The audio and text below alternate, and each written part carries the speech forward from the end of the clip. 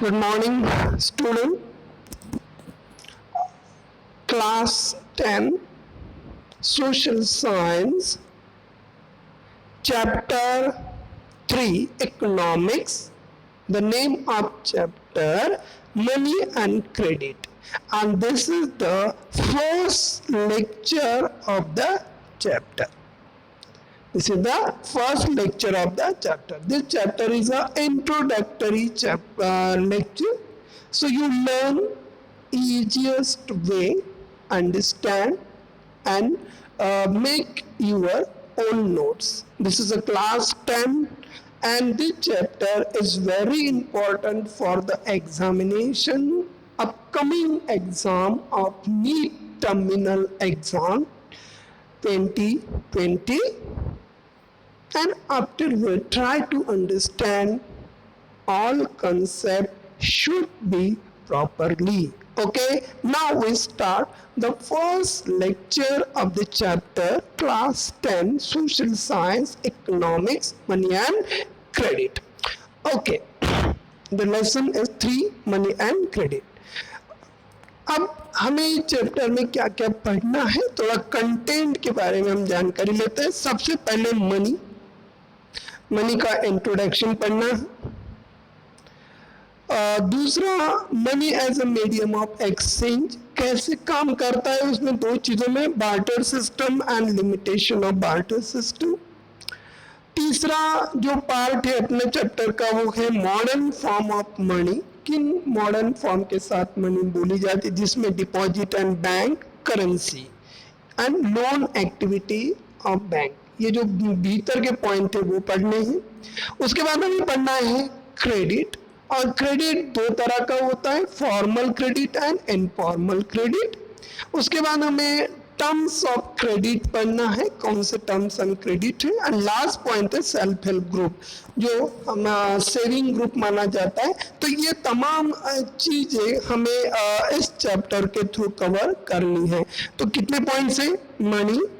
Money as a medium of exchange, money form of मतलब modern form of money, उसमें deposit with bank and currency, इन दो point को लेकर पढ़ना है. Loan activity of India, loan कैसे लिया जाता है, कैसे दिया जाता है, इसके बारे में डिटेल इंफॉर्मेशन हमें पढ़नी है.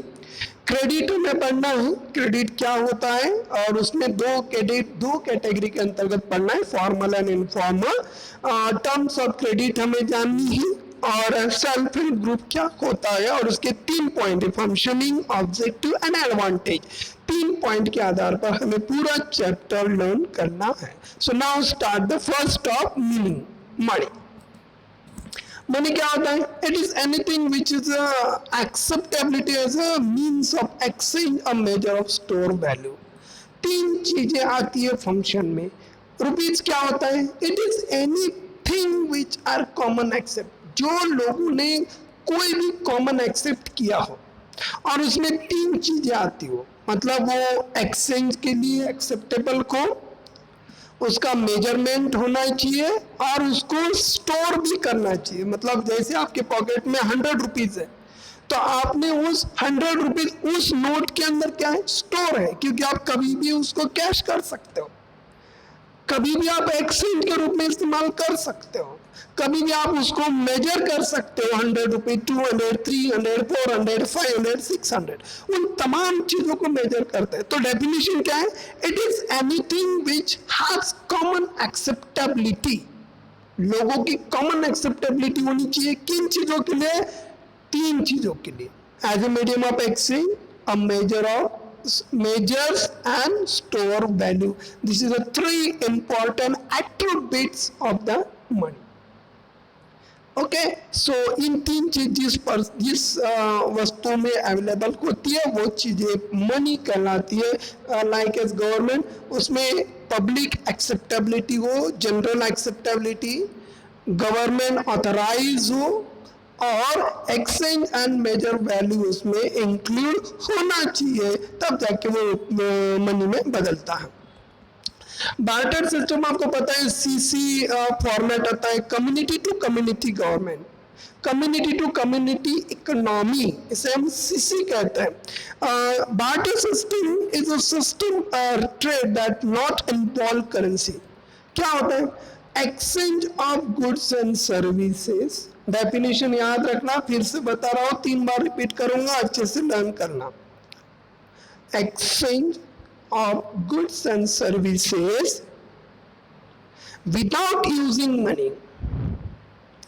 Exchange of goods and services without using money, it is called barter system. Once again बता रहा हूँ, barter system means exchange of goods and services without using money. पैसे के बिना यूज करे हुए वस्तु के बदले में वस्तु, पेन के, जैसे आपने मुझे नोटबुक दिया उसके बदले मैंने आपको पेन दिया, आपने किसी को पेन दिया उसके बदले उन्होंने आपको जूते दिए, तो ये क्या है? ये exchange of goods and services है, उसी को हम बार्टर सिस्टम कहते हैं। जैसे कमोडिटी क्या होता है मैंने बताया ना, कमोडिटी एक्सचेंज विदाउट मनी। एक शॉर्ट डेफिनेशन लर्न करो तो commodity exchange without using money. जैसे ये 2 चीजें आपके साथ दिख रही है पिक्चर में, ये exchange of goods and services है without using money, so it's called of the barter system. उसके कुछ लिमिटेशन है, यहाँ पे ज्यादा प्रेशर नहीं देंगे, बस एक पॉइंट्स बता रहा हूँ। लिमिटेशन ऑफ बार्टर सिस्टम क्या होता है? एक lack of double coincidence of point. Lack of double coincidence मतलब कोइंसिडेंस, कोइंसिडेंस क्या होता है?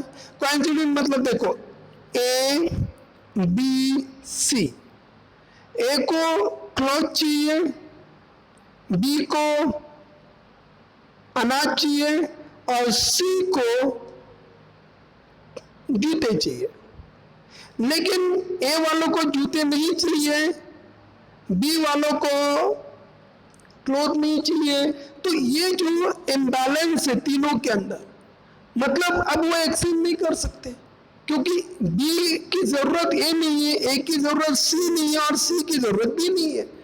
तो इन 3 कारणों की वजह से उनका व्यवहार कैसे कंप्लीट होगा, और उसका मेजरमेंट भी तो काउंट नहीं कर सकते हो। तो ये चीजें उसको कहते हैं डबल कोइंसिडेंस। होता है, दिखता है तो उसका कोई काम ही नहीं आता, तो उन सब चीजों को माने जाते हैं double coincidence of the want. Lack of store value, भाई अनाज कितने दिन स्टोर कर सकते हो? 1 महीना, 2 महीना, 3 महीना, इससे अलग खराब हो जाता है तो उसको हम ज्यादा स्टोरेज नहीं कर सकते, किसी भी चीज को हम स्टोरेज ज्यादा देर तक नहीं कर सकते। Lack of standard deferred payment, ये भी एक बहुत बड़ी प्रॉब्लम है। अभी डिफर्ड पेमेंट का क्या मेजरमेंट है यही नहीं पता। अब मुझे बताओ 1 लीटर के लिए क्या 1 किलो गेहूं काफी है? क्या 1 किलो गेहूं में 2 किलो बेसन आता है? नहीं आता है। तो उसके कोई मेजरमेंट ही नहीं है, स्टैंडर्ड में है ही नहीं कि उसका कितना स्टैंडर्ड डिक्लेयर करें। तो ये तमाम चीजें आती है उसमें। And lack of common value, lack of common unit of value. मैंने ये बोला ना 1 लीटर के लिए क्या 1 दाना गेहूं दोगे?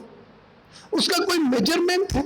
10 रुपए किलो गेहूं, 1 किलो घी आ सकता है, 1 किलो के 1 किलो गेहूं, 1 किलो व्हीट एंड 1 किलो जैसे वनस्पति घी है, वो आ सकता है? नहीं आ सकता, क्योंकि उसकी कोई मेजरमेंट या कंपैरेटिव स्टडी नहीं हो सकती। So this is the fourth of लैक्रिज्म। इसका 4L, इसका फॉर्मूला क्या है? 4L, lack of double coincidence, lack of store value, lack of standard default payment and lack of common unit of value। Already मैं double coincidence of point की definition बता चुका हूं जो आपके सामने है। It refer to situation where a person wishes sell to exactly the same as person wishes to buy. This concept is a barter system which is a good of exchange directly without use of money। तो इसका एक बहुत ही बेहतरीन उदाहरण माना जाता है। Money की डेफिनेशन में ऑलरेडी बता चुका हूं, फिर से बता रहा हूं। Money as a medium of exchange, money as a medium of exchange, it estimated of double coincidence of point. क्योंकि अब ए बी सी तीनों की जरूरत है, तो ए को जो चीजें चाहिए वो पैसों से परचेस कर सकता है, बी भी जो चाहिए परचेस। अब इसको कभी भी एक दूसरे के ऊपर डिपेंड रहने की जरूरत नहीं है। तो money is as exchange of medium, ये बहुत काम की चीज कर।